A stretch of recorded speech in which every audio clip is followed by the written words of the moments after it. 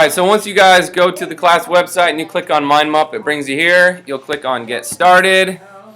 And you don't have to log in or do anything like that. That's the nice thing about this. You just click on Create a New Map. And when you do that, it's going to bring up this scene, okay? I'm going to explain to you what some of these things are up here. Most of those things we won't even use. So you can go ahead and put this here, and I would put Mr. Yen.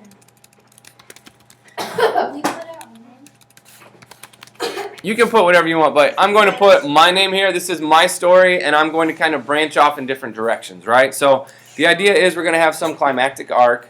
We're going to have something that takes place that hopefully is exciting, and then we're going to have resolution in the end, right?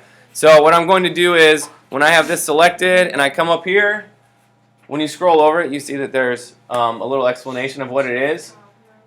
Insert child node. If I click on that, it's automatically going to branch off in one direction, okay? So this is like if there's a parent and you have a child, right? The child is like genetically part of the parent, so it kind of branches off from it.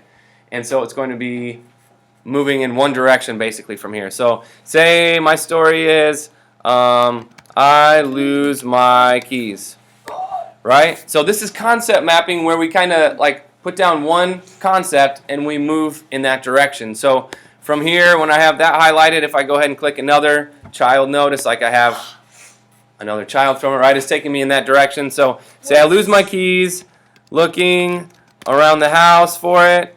I'll put in another one. Say I'm looking at school for it. Then say I'm still not finding it. I walk to the grocery store and I find my keys hanging from a tree. Right? So here's my story. I know it's silly. I just made it up real quickly, but it's me. I'm talking about myself. If you want to use a different character, you can use a different character. Instead of saying I lose my keys, I might say Billy Bob loses his keys or something like that, right? I can use someone else. I have conflict.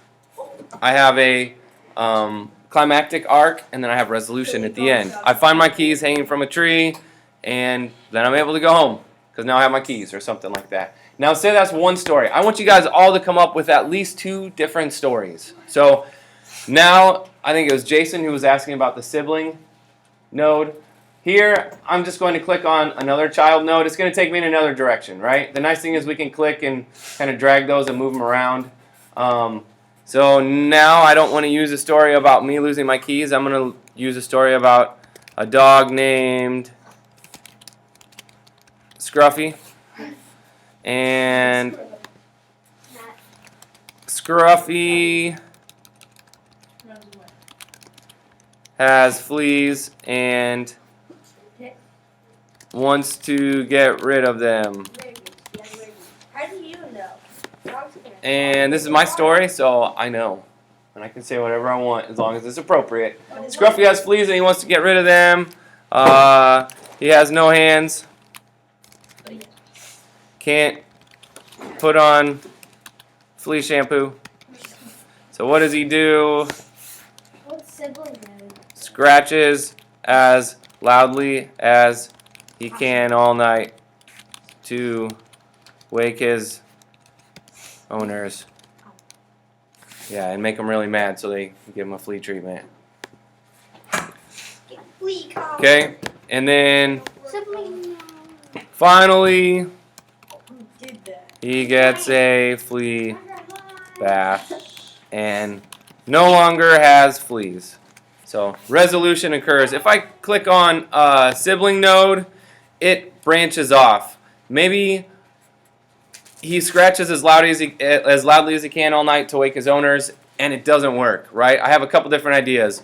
In this case, it does work, and he gets treatment, and he no longer has fleas. However, down here I say, owners get mad at him, and no. Put him down.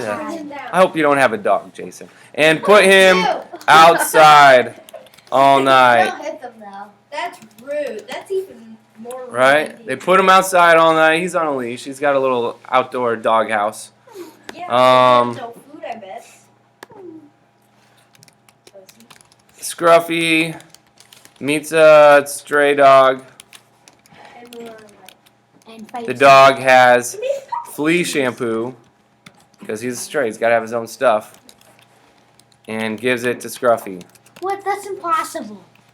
This is my story, Lewis. Yeah. In my story, it is not impossible. Now, these are my two different storylines, okay? This is like the center of it. So if I want to do another one, if I'm like, nah, I don't really like any of those, I can click on this and I can go ahead and do more, right? And I can go ahead and start up another one, and I can go in another direction with it and come up with a few of them. What I want you to do is, when you're done, you don't need to save it unless you're like in the middle of doing it by the end of class. But go ahead and just, if you hold the control key on your keyboard and then you click, it's like doing a right click, and then you can just go down to print, and you can print that just like normal. It'll go down to the student printers down in the office. Okay? Yes, Brian. Is that from your comic life? My comic life's different. This is not Comic Life. This is Mindmup. This is concept mapping. This is how you brainstorm your ideas.